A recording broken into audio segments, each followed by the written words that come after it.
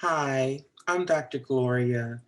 If you are like me, you too are feeling a certain way because COVID-19 has caused so many lives to be lost, as well as so many people becoming ill.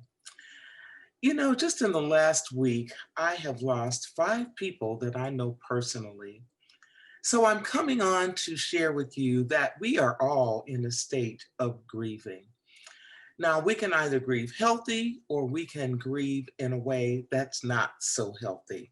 So, I want to share with you, first of all, some of the stages that people go through when they are going through a healthy grieving process.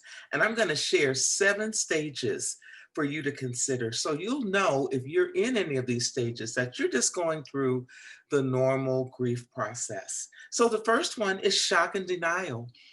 Some of us have lost people very suddenly. They were here today, they were doing pretty well, and then all of a sudden they're gone. And so there's a sense of shock and denial. And then the second stage is pain and guilt.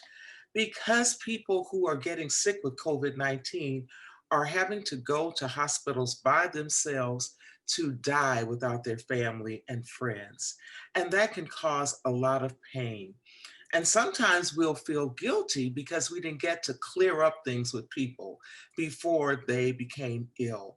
And by the way, people are dying from all kinds of diseases and accidents and homicides. So we know that people are grieving for a lot of different reasons.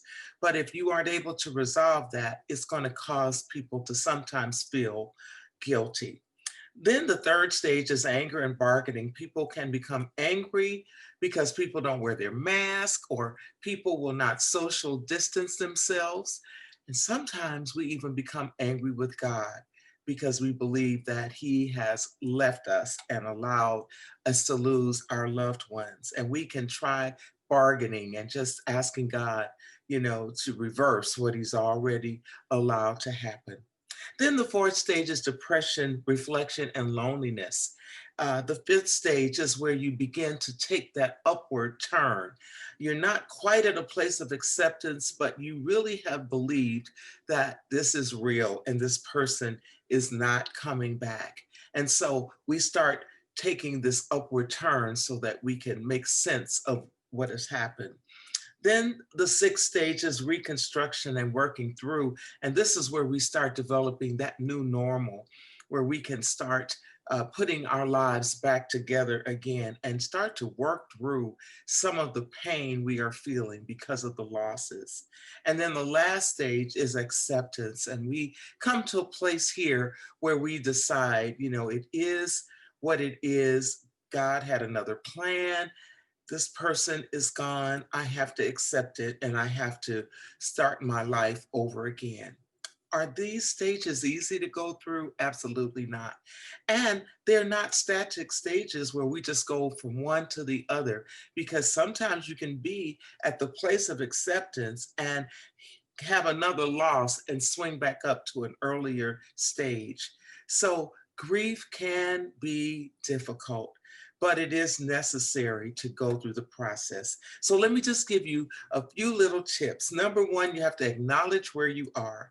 It's so wonderful when you can just say, I'm not feeling good because of the things that have happened. You may not have lost a loved one. Maybe you lost a house. Maybe you lost a job. Maybe you have had other losses, but you have to begin to speak your truth and say, I am not doing well because of these losses. And then you must cling to your spiritual sources. God is everything to us. He has taught us in His Word to cast all of our cares upon Him because He cares for us. He knows about our grief. He's acquainted with grief. And so He's going to be with us in that time. But that means we need to cling to Him during this season of our lives.